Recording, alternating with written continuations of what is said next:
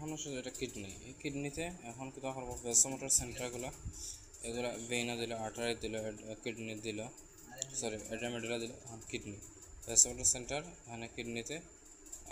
তার কীটা হবে, এটা ইনহিবিট হবে, হেপারিন সিক্রেশনটা কমাই দিলে শেষ। এখন আমরা এটা তুলনা দেব, যখন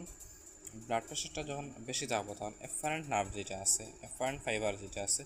এটার অ্যাকশন পোটেনশিয়াল বেশি জেনারেট হইব, বেশি সোডিয়ামগুলো ঢুকতে থাকবো,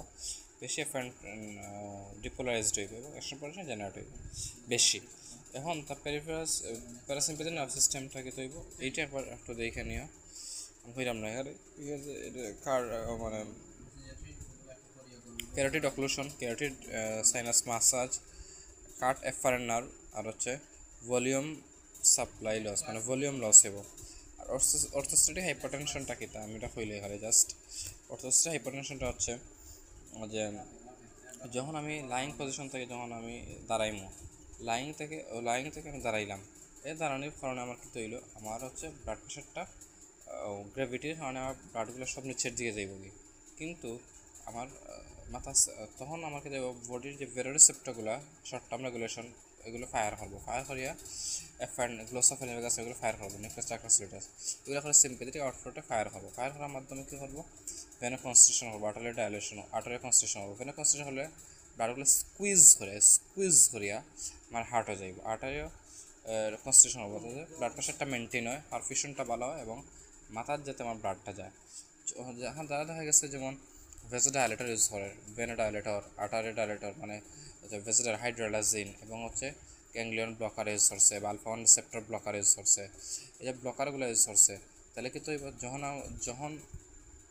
যখন আমি শোয়া থাকি, যখন আমি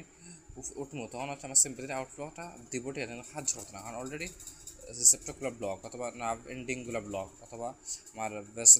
ডাইলেটর হয়ে আছে, আমি কোনো ড্রাগ ইউজ করলাম হাইড্রোলাজিন, অলরেডি ব্লক হয়ে আছে, তাইলে আমার কোনো সিগনাল দিত না। এজন্য তখন আমার ব্লাড প্রেশারটা ফল হবে, এখন আমার ভার্টাইগো দেখা দিব, তখন আমার ডিজিনেস দেখা দিব, ভার্টাইগো দেখা দিব, তখন এটা আমরা অর্থোস্ট্যাটিক হাইপারটেনশন, মানে আমার পজিশন চেঞ্জ করার কারণে আমার যে হাইপারটেনশন ডেভেলপ করছে। এখন আসি আমরা এটা হচ্ছে আমার রেনিন অ্যাঞ্জিওটেনসিন অ্যালডোস্টেরন এক্সিস। এখন রেনিন অ্যাঞ্জিওটেনসিন অ্যালডোস্টেরন যে এক্সিসটা আছে, এখানে আমরা কী দেখবো, এখানে একটা মেকানিজম, একটা প্যাটার্ন আছে, এটা এরকম just glomerular cell, modified cell, এটা লেসিস সেল, এটা ম্যাকুলা ডেন্সা। এখন যখন এখানে এইদিকে পারফিউশনটা কমাইব, মানে ব্লাডটা কমাইব, পারফিউশনটা কমাইব,